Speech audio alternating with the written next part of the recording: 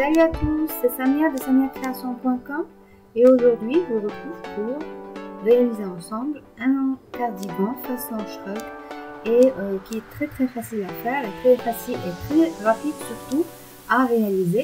Donc je vous laisse tout de suite avec le matériel nécessaire. Donc pour cela, il nous faut le tissu 1,50 m de largeur et 2 m de longueur, 1 m ruban, du fil, une paire de ciseaux, des épingles. Très simple, on passe tout de suite à la coupe. Donc premièrement, je prends mon tissu, il a 2 m de longueur et 1,50 m de largeur. Tout d'abord, on n'a pas besoin de 1,50 m de largeur, on a besoin uniquement d'1,5 m. Donc on va couper les 40 cm tout le long de notre tissu.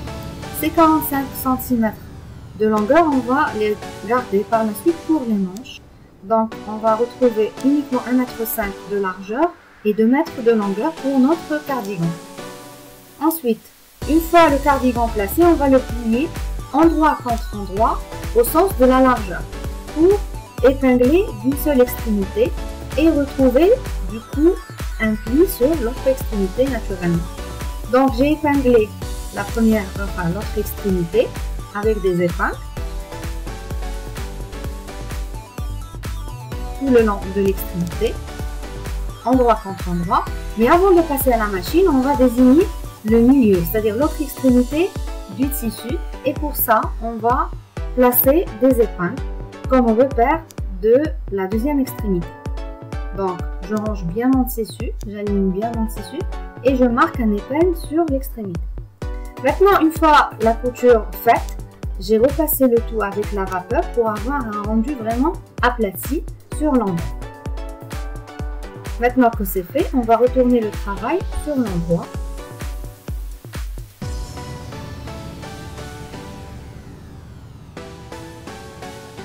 Mais maintenant, on ne va pas placer cette couture sur l'extrémité comme tout à l'heure, mais on va la placer au milieu, c'est-à-dire elle doit être centrée. Vous voyez bien la ligne de couture.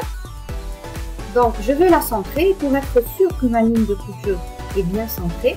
Et bien dans ce cas-là, je vais avoir besoin de mes épingles, les deux repères que j'ai placés tout à l'heure. Voici mon premier repère et je vais placer la ligne de couture exactement avec ce repère. Et je vais enlever cette épingle et réépingler les deux couches, c'est-à-dire les deux épaisseurs ensemble. Et je fais exactement la même chose de l'autre côté. Donc voici mon épingle et je vais le placer exactement sur l'envers, c'est-à-dire envers contre envers avec la ligne de couture. Maintenant que c'est fait, j'ai besoin d'avoir une base vraiment stable pour placer mes manches. Donc pour ça, je préfère épingler les extrémités. Ça ne veut pas dire que je vais épingler, que je vais faire une couture. Je vais seulement épingler pour stabiliser mon travail, surtout avec mon tissu qui est une sorte de laine, de tissu de tricot et qui a tendance à avoir des extrémités qui s'enroulent. Donc j'aimerais bien éviter ceci et avoir une base vraiment solide pour continuer le travail. J'insiste, on ne va pas avoir une couture tout le long de cette extrémité, en tout cas pas maintenant. Voilà le premier côté qui est fait. Je fais exactement la même chose de l'autre côté. Je passe maintenant aux manches. Rappelez-vous les 45 cm de long qu'on avait. En fait, je l'ai coupé en deux pour avoir l'équivalent de deux manches. Ça, c'est la moitié des 45 cm de largeur. C'est-à-dire là, c'est 1 mètre. Et je vais plier la manche envers contre envers. J'insiste, oui, envers contre envers. Pourquoi? Pour avoir un pli sur le poignet de la manche. Donc, je plie la manche un premier pli au sens de la largeur et je vais faire un deuxième pli au sens de la longueur pour avoir ma manche. Ceci va nous permettre d'avoir une seule manche. On va devoir refaire la même opération avec la deuxième moitié de la chute de tissu. Donc je plie la deuxième moitié, plutôt je fais mon deuxième pli. De cette façon, je me retrouve avec 4 couches d'épaisseur, c'est-à-dire 4 couches de tissu de l'autre côté. Je stabilise bien mon travail. Il ne faut surtout pas que le tissu ait des plis. Vous allez me détester, mais j'adore épingler, surtout lorsque mon tissu a tendance à glisser.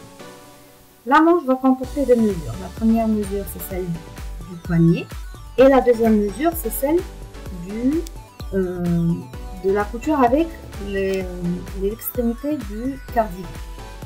Pour le poignet, j'ai décidé d'avoir un poignet de 17 cm. Si votre tissu s'étire, comme le mien, c'est-à-dire par exemple si ça sera du jersey, donc je vous conseille de réduire cette valeur si vous voulez un truc plus ajusté.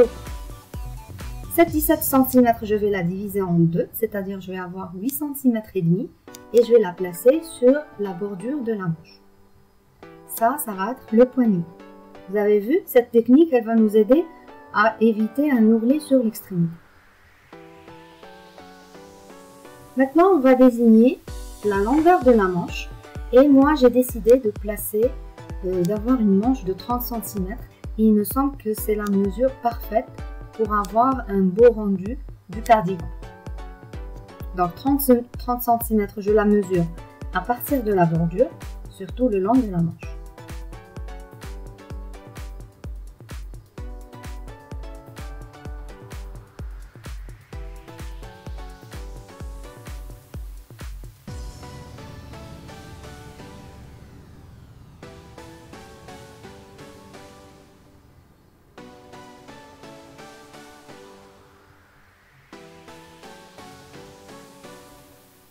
Maintenant que cette mesure est placée, on va devoir mesurer un autre repère et c'est la largeur de la manche et aussi également avec ce repère là, j'ai décidé de mettre 17 cm. Donc je vais mettre un épingle à 17 cm et en réalité je vais joindre cette épingle de 17 cm à mes 8 cm et demi du poignet. De cette façon, on va créer une manche.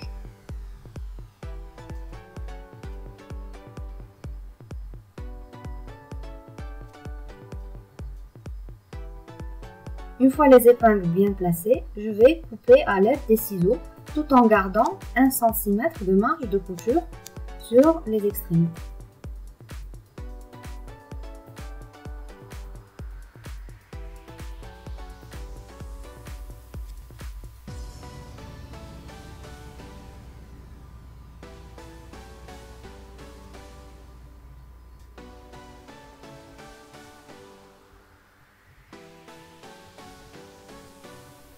Une fois ma manche coupée, je vais devoir retirer tous les épingles qui m'ont servi.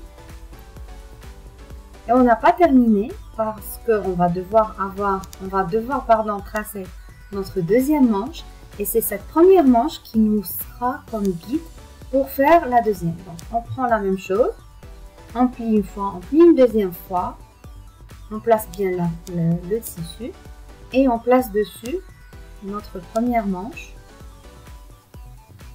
pour avoir deux manches exactement similaires.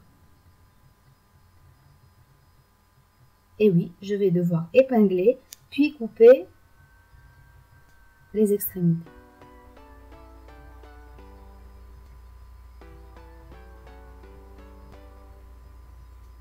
Maintenant que c'est fait, on va devoir placer ces manches sur le cardigan. Mais avant ça, j'aime encore stabiliser mon travail, donc je vais devoir épingler les extrémités pour éviter que mes marges de couture s'enroulent.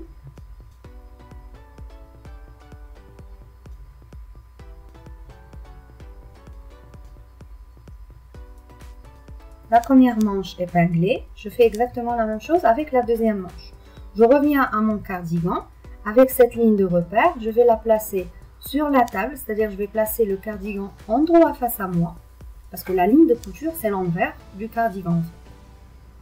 Et je vais placer ma première manche, c'est-à-dire l'extrémité épinglée avec l'extrémité épinglée du cardigan. Et j'ai précisé le milieu de ma manche et je vais le placer exactement avec le milieu, c'est-à-dire la ligne de couture du cardigan. Et je vais épingler.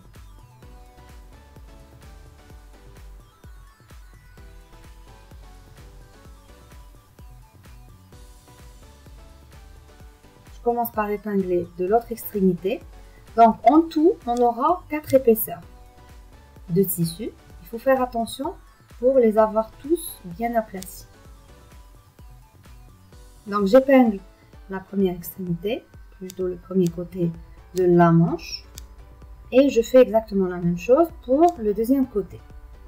Une fois que c'est fait, je n'oublie pas de retirer les épingles, c'est-à-dire les premiers épingles qui nous ont permis de stabiliser le cardigan.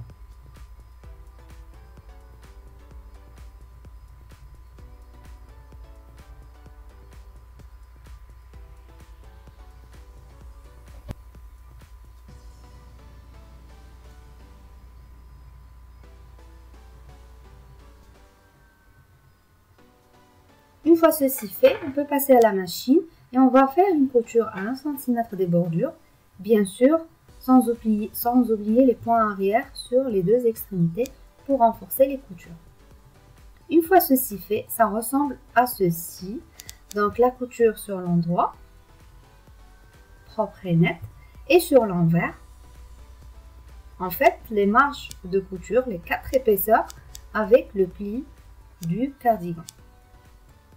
Maintenant que c'est fait, on va plier, faire un pli en fait. On va créer une sorte de pull, sans encolure en fait. Et on va épingler les manches et les côtés en même temps. Pour ça, j'aplatis bien mon travail et toujours je vais me retrouver avec 4 épaisseurs. Je fais en sorte de bien les aplatir avant de les épingler.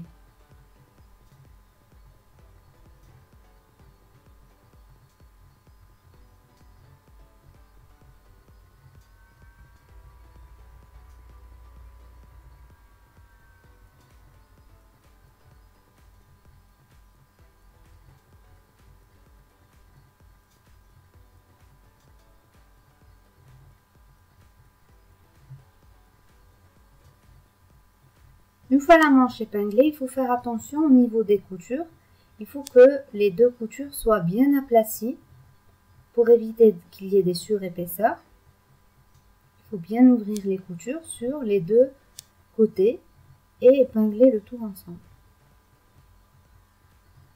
Maintenant que c'est fait, on va épingler les côtés ensemble, toujours 4 épaisseurs, pour se retrouver sur les extrémités avec un pli. Et vous voyez, c'est ce qui va nous permettre d'éviter de faire des ourlets au niveau de l'encolure.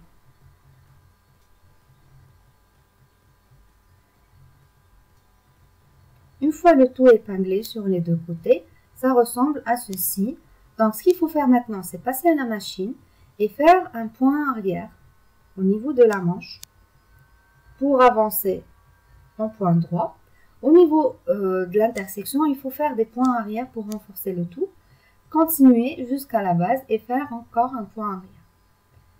Une fois que c'est cousu, on va devoir couper les extrémités, c'est-à-dire on va réduire les marges de couture. Il n'y a pas besoin de faire un zigzag ou de surfiler parce que souvent les tissus de laine ou les tissus de jersey n'ont pas tendance à s'effilocher, donc il n'y a pas de risque.